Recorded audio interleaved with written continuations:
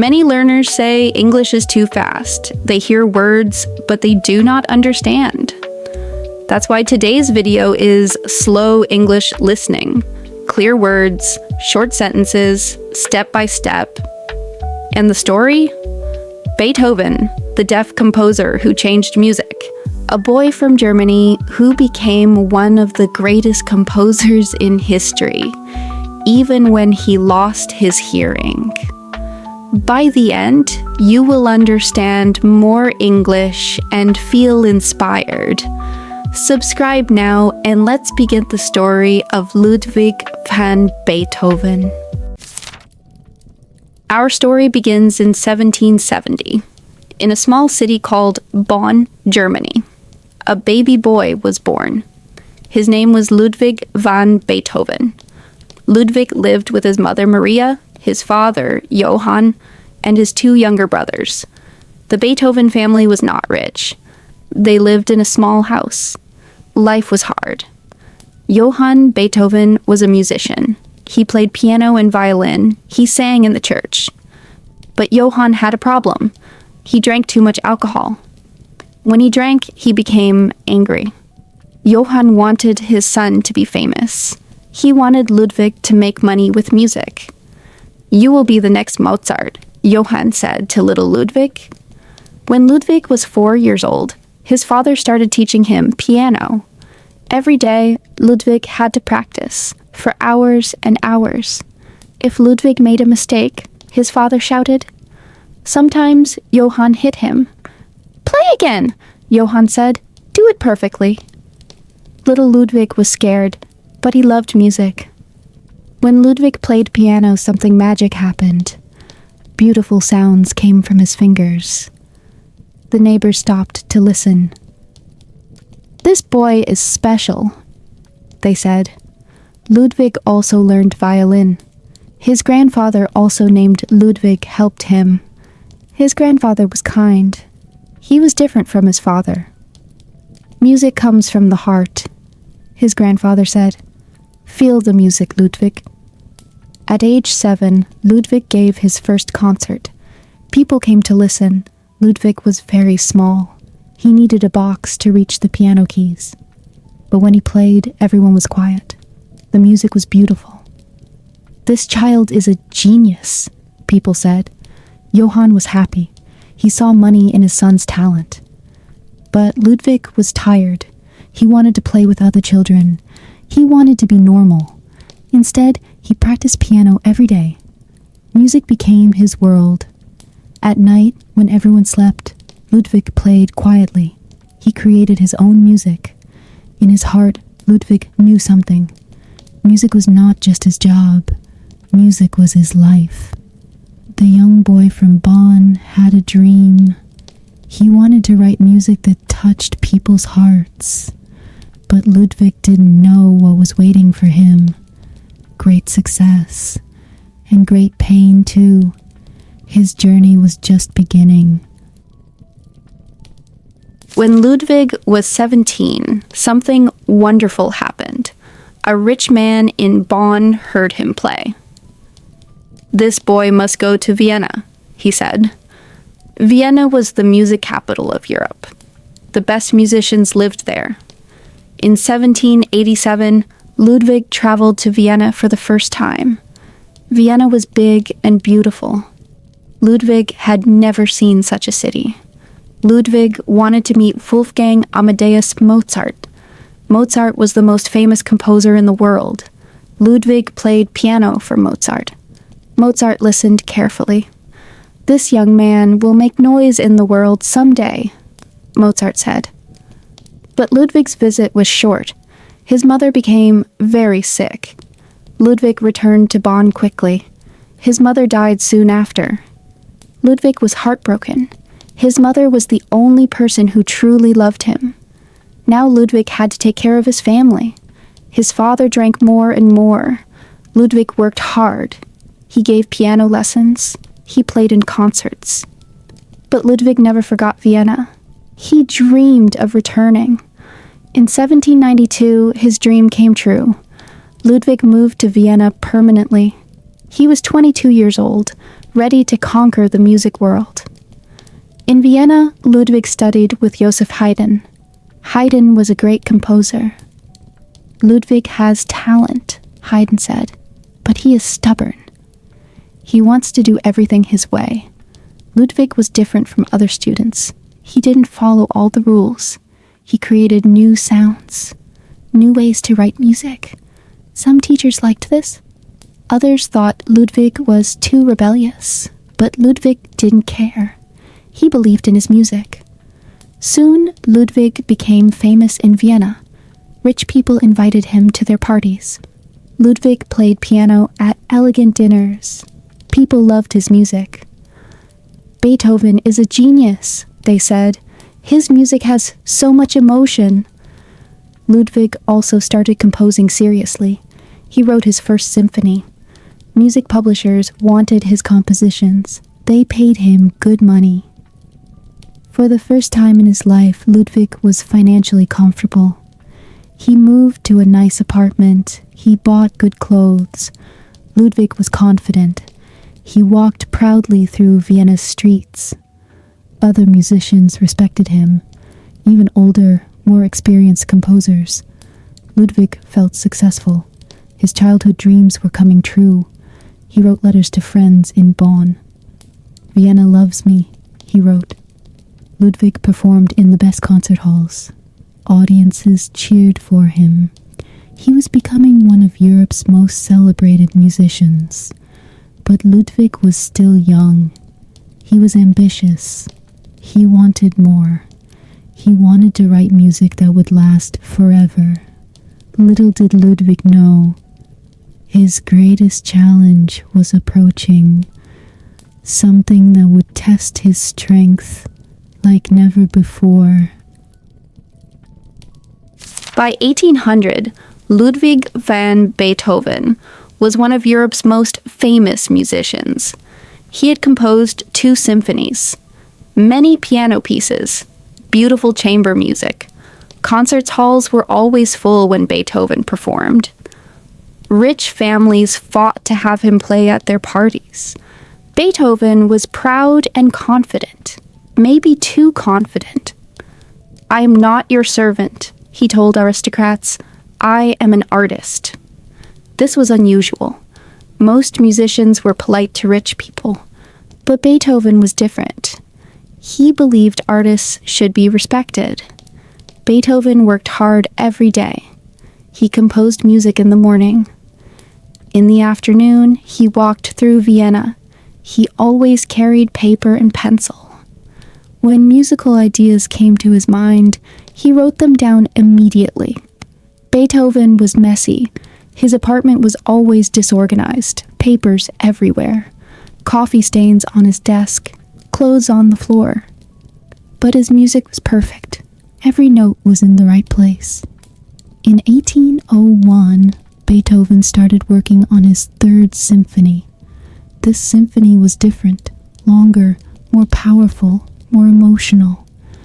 Beethoven wanted to create something revolutionary. But around this time, something terrible began to happen. Beethoven noticed problems with his hearing. At first it was small. Voices sounded distant. Music seemed quiet. "Maybe I'm just tired," Beethoven thought. But the problem got worse. In social situations, Beethoven couldn't hear conversations clearly. People had to speak louder. They had to repeat things. Beethoven felt embarrassed. He started avoiding parties. "What's wrong with Beethoven?" people asked. "He seems different." Beethoven was terrified. How could a musician lose his hearing? He visited doctors. They tried different treatments. Nothing worked. His hearing continued to get worse. Beethoven became depressed. He felt alone and scared. In 1802, he wrote a letter to his brothers. He never sent it. In this letter, he expressed his deepest pain. "How could I tell people that I, a musician, cannot hear properly? I was close to ending my life," he wrote. But then Beethoven made a decision that changed everything. I cannot leave this world before I've created everything I feel inside me. Music became Beethoven's reason to live. He worked even harder. He composed more intensely. If he was losing his hearing, he would create music while he still could. The Third Symphony was finished in 1804. It was called Eroica, heroic. This symphony was like nothing people had heard before. It was longer than any symphony ever written, more dramatic, more emotional. When people heard Eroica, they were shocked. This is not just music, critics said. This is a musical revolution. Beethoven had transformed his pain into art. His deafness was getting worse, but his music was getting better. People didn't understand how this was possible. How could a deaf man write such beautiful music? But Beethoven had a secret. Music lived inside his mind. He could hear it perfectly, even when the world became silent. By 1810, Beethoven could barely hear anything. Conversations were almost impossible.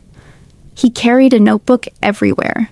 People had to write down what they wanted to say to him. Beethoven read their words and spoke his answers. This made him feel more isolated than ever.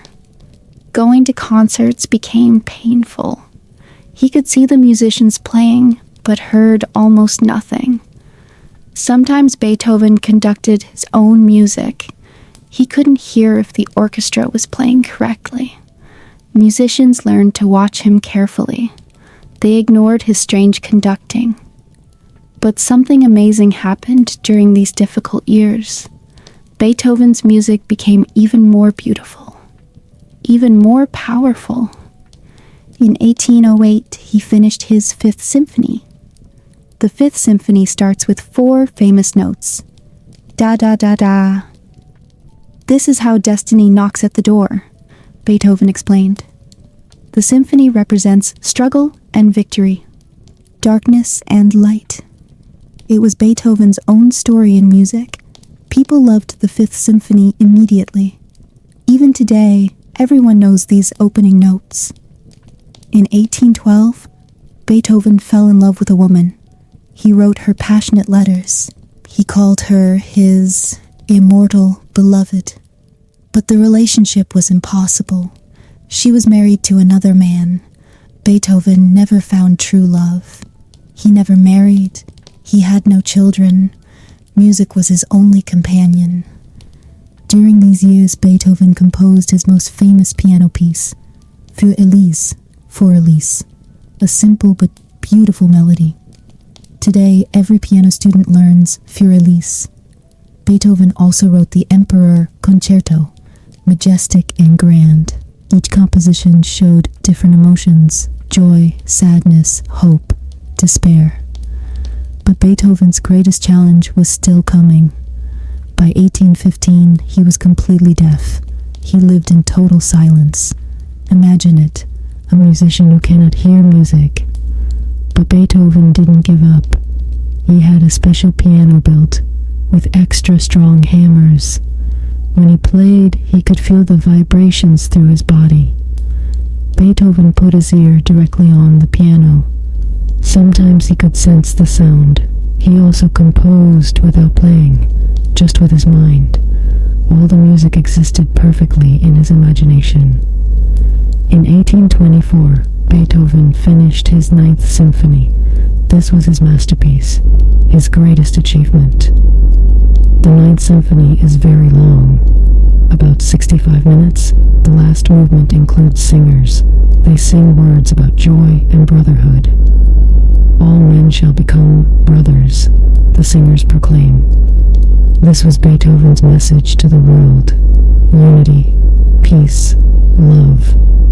The first performance of the Ninth Symphony was in Vienna. Beethoven wanted to conduct it himself. He stood in front of the orchestra, but he couldn't hear anything. Another conductor stood beside him. He actually led the musicians. When the symphony ended, the audience exploded with applause. People stood up. They cheered. They threw their hats in the air. But Beethoven couldn't hear the applause. He continued conducting the silent air. A singer touched his shoulder. She turned him toward the audience. Beethoven saw thousands of people clapping and shouting with joy. Tears came to his eyes. His music had touched their hearts, even though he couldn't hear it himself. This moment showed Beethoven's incredible strength. He had lost his hearing, but he had not lost his gift. In silence, he had created sounds that moved the world. His deafness had not defeated him. It had made him stronger. After the Ninth Symphony, Beethoven continued composing, but his health was getting worse. He had stomach problems, liver disease, and constant pain. Living alone, Beethoven was often sad and lonely. His apartment was messier than ever. He didn't take good care of himself, but music still flowed from his mind. He wrote his last string quartets. These were very personal pieces. Only a few people understood them. They were complex and deep. Beethoven was exploring new musical territories. Even in sickness, his creativity never stopped. In 1826, Beethoven caught pneumonia. He became very weak. He stayed in bed most of the time. Friends came to visit him. They brought news from the outside world. Beethoven could barely speak, but his eyes were still alert. On March 26, 1827, during a thunderstorm, Ludwig van Beethoven died. He was 56 years old. Vienna mourned. Newspapers wrote about the great composer's death. Beethoven was not just a musician, they wrote. He was a force of nature. 20,000 people came to his funeral. They filled the streets of Vienna. All social classes were there, rich and poor, young and old. Everyone loved Beethoven's music. Franz Schubert, another great composer, helped carry Beethoven's coffin. "Who can stand next to a giant like Beethoven?" Schubert said. After Beethoven's death, musicians studied his compositions. They discovered something incredible. Beethoven had revolutionized music completely. Before Beethoven, music was elegant and predictable. Beethoven made music emotional and dramatic. He showed that music could express any human feeling. His 9 symphonies became models for all future composers. His piano sonatas are still considered the greatest ever written. But Beethoven's influence went beyond music. He changed how artists saw themselves. Before Beethoven, musicians worked for kings and churches. Beethoven showed that artists could be independent. They could create art for art's sake. Today, almost 200 years after his death, Beethoven's music is everywhere. In movies, commercials, concerts, halls around the world. His 5th Symphony is one of the most recognizable melodies on earth. The Ode to Joy from his 9th Symphony became the European Union anthem. It represents unity, peace, and brotherhood. Every year, on New Year's Eve, orchestras worldwide play Beethoven. His music brings people together. Beethoven's life teaches us something important. Challenges do not have to defeat us. Sometimes our greatest difficulties can become our greatest strengths. Beethoven lost his hearing, but he gained something else. He learned to hear music with his heart, not just his ears. His deafness forced him to go deeper into his soul. That's where he found his most beautiful music. Today, when people face difficult times, they often listen to Beethoven. His music gives them courage. It reminds them that they can overcome anything. Ludwig van Beethoven was more than a composer. He was proof that the human spirit is unbreakable. His legacy will live forever. This was the story of Ludwig van Beethoven, a man who transformed pain into beauty. Beethoven's life shows us something powerful. When we face challenges, we can choose. We can give up, or we can become stronger. Beethoven chose strength. He chose music. He chose to inspire the world. The more you listen to English stories, the more you understand. The more you hear about inspiring people, the stronger you feel. Come back every day for another slow English story. Subscribe now. Activate the bell. Like this video. Share it with friends who need inspiration. Keep learning. Keep listening. Keep growing. Until next time.